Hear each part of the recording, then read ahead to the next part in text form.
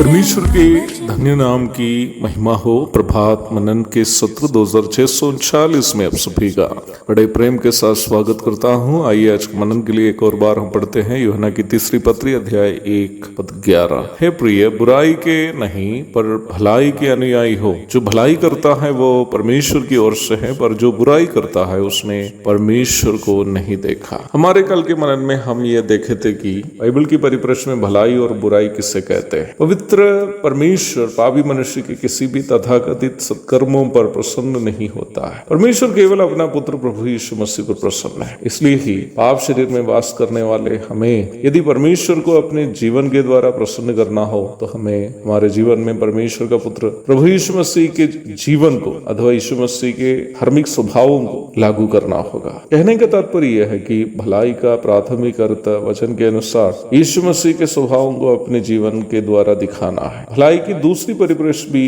कल हम देखे थे कि ये परमेश्वर प्रत्येक मसीह विश्वासियों के द्वारा निर्वाह करने हेतु रखी गई जिम्मेदारियों का निर्वाह करना है। इन जिम्मेदारियां भी अवश्य यीशु मसीह के धार्मिक स्वभाव का प्रदर्शन करने वाले कार्य ही होगा। इन सारी बातें हम कल मनन किए थे। अब यूहन्ना पद के दूसरे भाव में कह रहा है कि जो भलाई करता है वो परमेश्वर की ओर से है, पर जो बुराई करता है उसने परमेश्वर को नहीं देखा। यूहन्ना यहाँ क्या कहना चाह रहा है? यीशु मसीह के धार्मिक स्वभावों को दर्शाना हर व्यक्ति से संभव नहीं है। इन धार्मिक स्वभावों को जैसे प्रेम, आनंद, शांति, धीरज, कृपा, भलाई, विश्वास, नम्रता, संयम इत्यादि यीशु मसीह के स्तर में यदि एक व्यक्ति को दिखाना हो तो उसके अंदर पवित्र आत्मा का वास चाहिए। यीशु मसीह के स्वभाव में हमें तब्दील करना पवित्र आत्मा का कार्य है। रोमी 8:23, यूहन्ना अध्याय 16 की 13 से 15 तक। पवित्र आत्मा का वास उस व्यक्ति के अंदर होता है जो यीशु मसीह पर विश्वास किया और उससे अपना उद्धारकर्ता एवं प्रभु के रूप में ग्रहण किया। यूहन्ना 7:39, इफिसी अध्याय 13-14। पवित्र आत्मा की सहायता के बिना यीशु मसीह के स्वभावों को दिखाना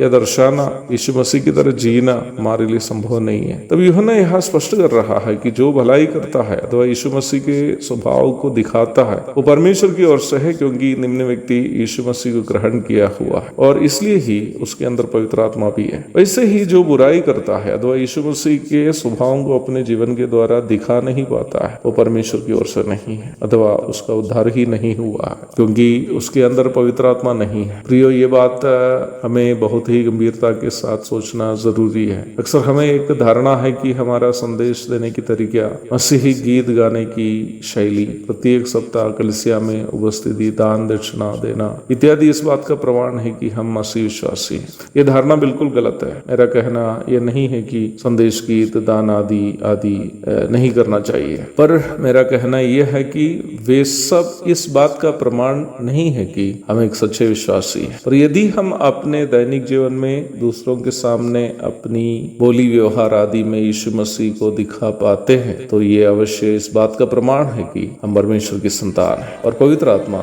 हमारे अंदर है। एक और शुभ दिन की धन्य कामनाओं के साथ आज का मनन में समाप्त करता हूँ। प्रभु आप सबको आशीष दे। आमीन।